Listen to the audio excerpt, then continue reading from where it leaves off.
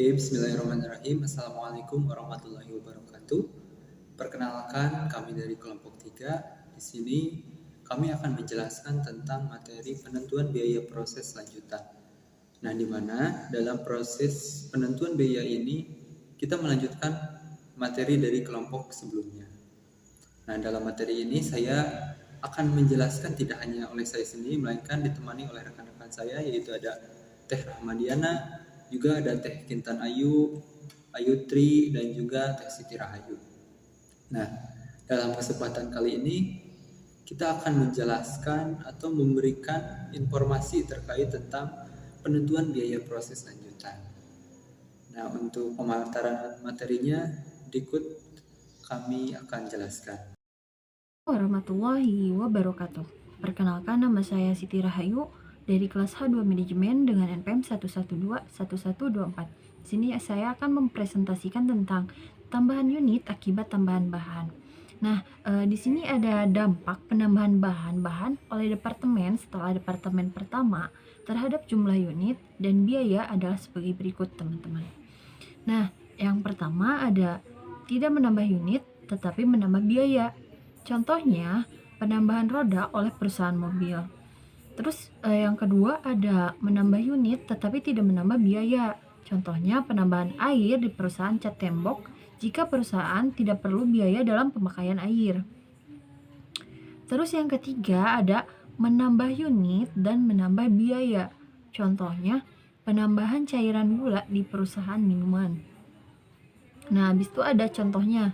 Contohnya itu adalah misalkan sebuah departemen A, perusahaan menghasilkan 50.000 liter produk selama 1 bulan dan mentransfernya ke produk departemen B dalam 1 bulan yang sama. Dan jika menambah 10.000 liter bahan lain ke dalam proses produksinya, maka departemen B bertanggung jawab terhadap 60.000 liter produk. Nah, setelah contoh itu ada tambahan unit dengan metode rata-rata dan metode MPKP. Yang pertama ada data kuantitas. Data kuantitas itu adalah pengembangan dan implementasi kegiatan yang menerapkan teknik manajemen kualitas pada data. Terus, yang kedua ada unit equivalent. Adalah unit yang disamakan dengan satuan produk.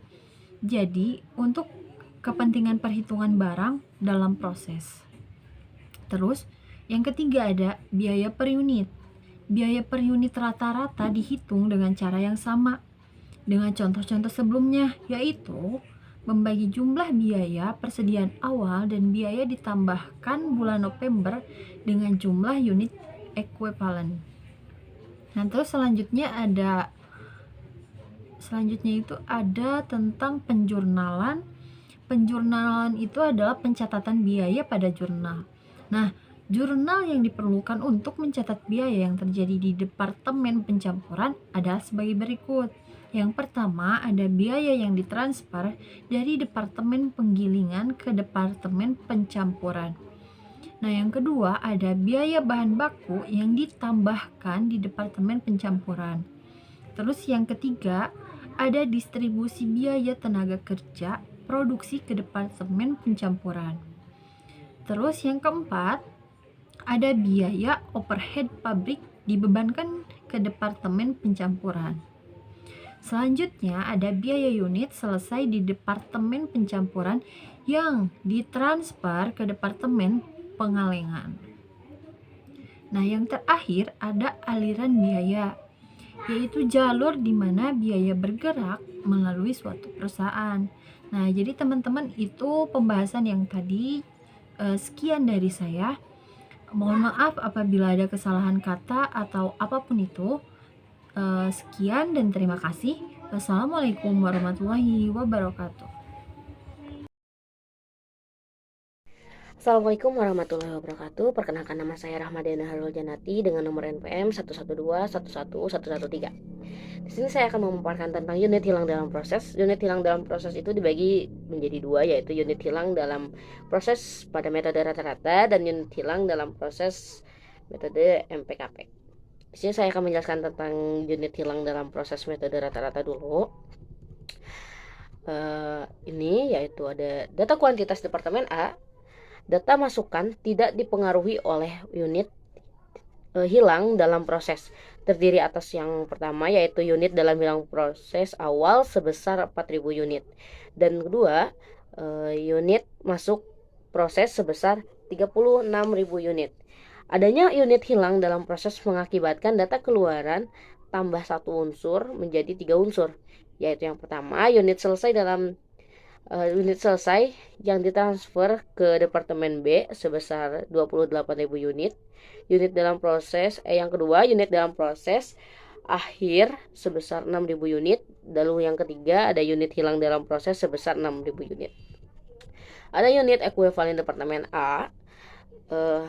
Karena unit hilang dalam proses tidak dibebani biaya, meskipun merupakan salah satu unsur dari keluaran proses produksi dalam bagian data kuantitas, unit tersebut tidak dimasukkan ke dalam perhitungan unit ekuivalen. Perhitungan unit ekuivalen departemen A sama dengan kasus jika tidak ada unit hilang dalam proses. Biaya per unit departemen A, unit hilang tidak terbebani biaya sehingga tidak dimasukkan dalam perhitungan unit ekuivalen dan perhitungan biaya per unit. Sebagai akibatnya, biaya per unit akan lebih tinggi dibanding jika tidak terjadi unit hilang, karena jumlah unit yang menanggung biaya mengisi berkurang sebanyak unit yang hilang.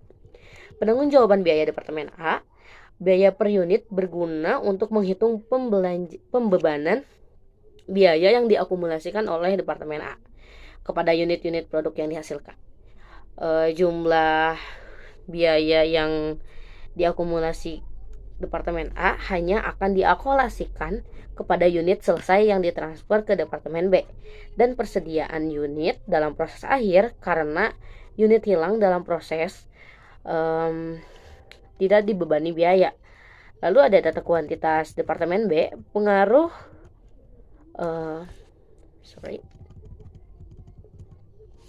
unit hilang dalam proses terhadap data kuantitas di departemen B sama dengan departemen A, yaitu ada tambahan unsur keluaran.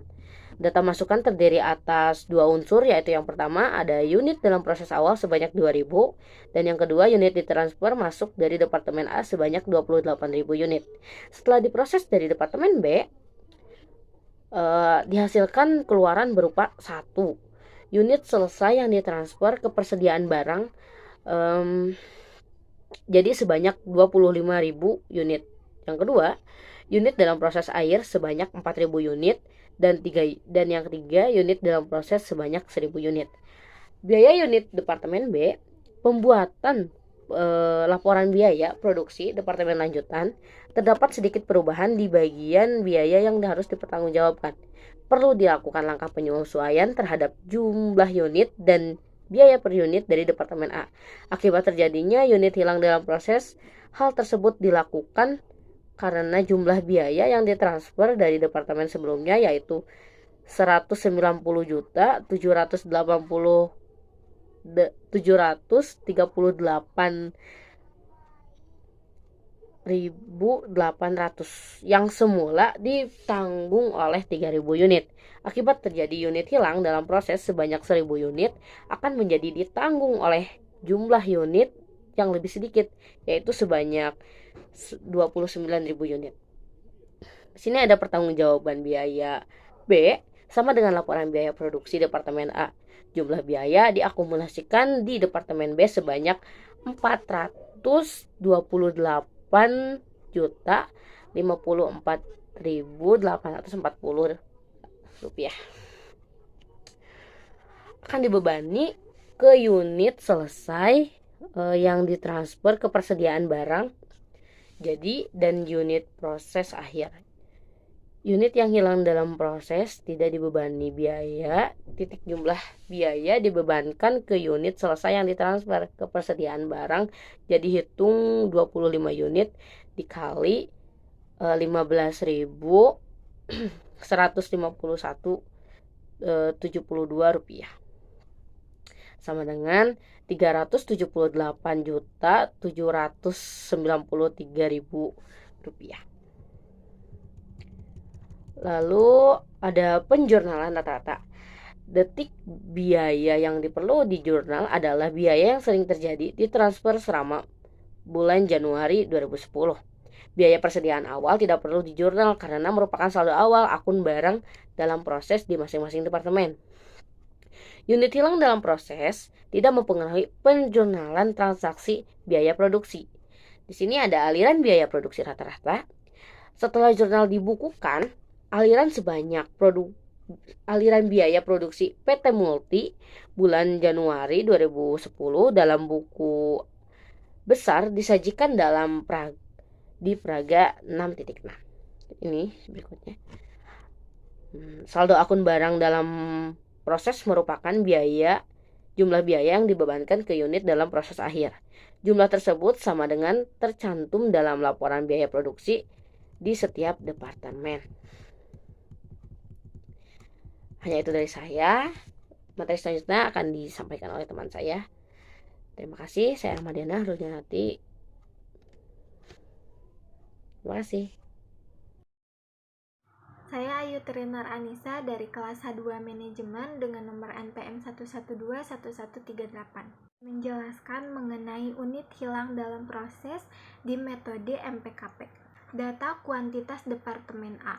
Nah, data kuantitas dalam metode MPKP sama dengan metode rata-rata detik unit hilang dalam proses mengakibatkan data keluaran tambah satu unsur menjadi 3 unsur, yaitu yang pertama unit selesai yang ditransfer ke Departemen B jumlahnya 28.000 unit.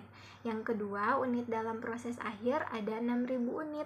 Dan yang ketiga, ada unit hilang dalam proses itu 6.000 unit. Untuk unit ekuivalen Departemen A sama dengan metode rata-rata. Karena unit hilang dalam proses tidak dibebani, biaya unit tersebut tidak dimasukkan ke dalam perhitungan unit ekuivalen dalam metode MPKP.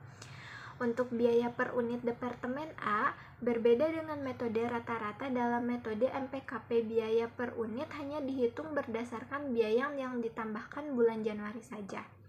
Sedangkan biaya persediaan barang dalam proses tidak dimasukkan dalam perhitungan unit ekuivalen seperti halnya metode rata-rata. Unit hilang dalam proses tidak dimasukkan dalam perhitungan unit ekuivalen produksi, sehingga juga tidak dimasukkan dalam perhitungan biaya per unit karena unit tersebut tidak dibebani biaya.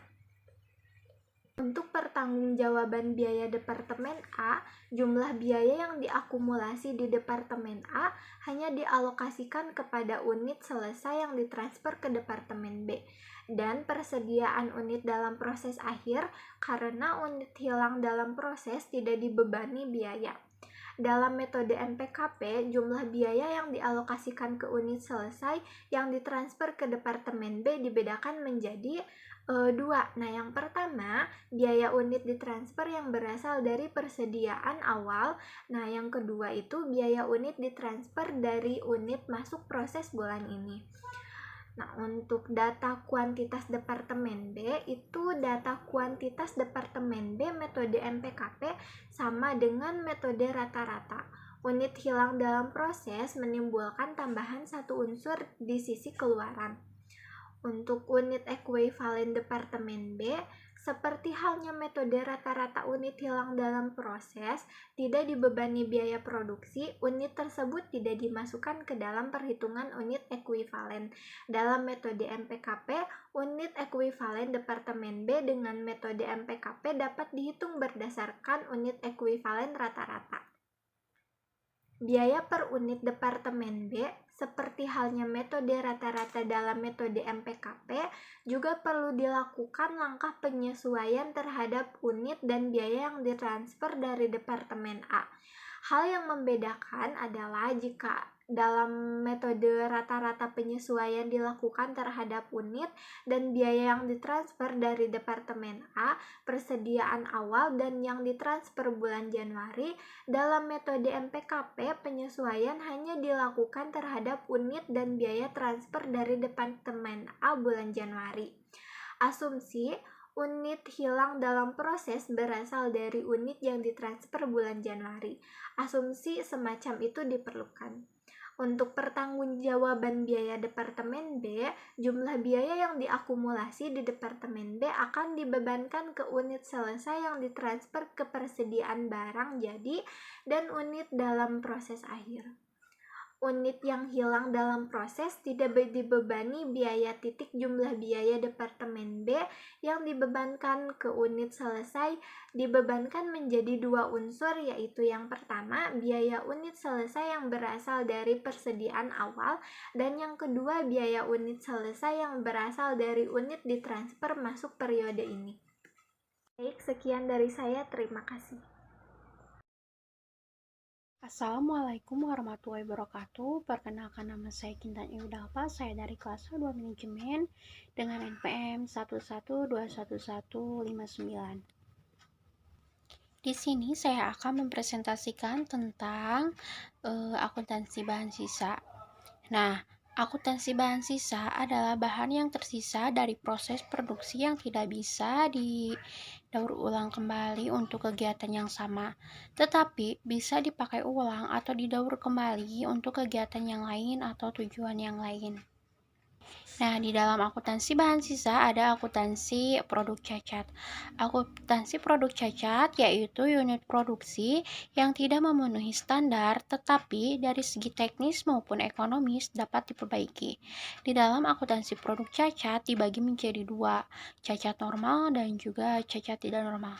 Cacat normal adalah cacat yang lazim terjadi pada saat proses produksi yang sangat efisien. Sedangkan cacat tidak normal, jumlah unit cacatnya melebihi jumlah yang normal. Sekian, terima kasih. Produk rusak kita bisa lihat bahwa sebenarnya produk rusak merupakan unit yang tidak memenuhi standar karena dari segi teknis atau ekonomisnya memang sudah tidak bisa diperbaiki. Nah, kenapa? Karena dalam proses yang dilakukan dalam produksinya itu mengalami kerusakan, bukan hanya rusak atau cacat, tetapi hal tersebut rusak dan memang tidak bisa diperbaharui lagi. Oleh sebab itu, dalam menentukan atau perhitungan dari produk rusak ini bisa kita lihat menggunakan dua metode. Yang pertama yaitu metode produk rusak diabaikan dan yang kedua ada produk rusak yang memiliki sebagai elemen tersendiri. Nah, yang pertama yaitu ada produk rusak diabaikan. Nah, maksudnya apa sih? Nah, produk rusak diabaikan ini merupakan produk yang memang tidak dianggap dan tidak dimasukkan ke dalam proses produksi. Nah, di mana nilai dari produksi ini diperhitungkan pada nilai produk yang jadi. Nah, jadi harganya akan lebih meningkat karena produk yang sebelumnya diproduksi tidak dihitung dalam angka produksi, tetapi beban produksinya dimasukkan ke produk yang telah jadi.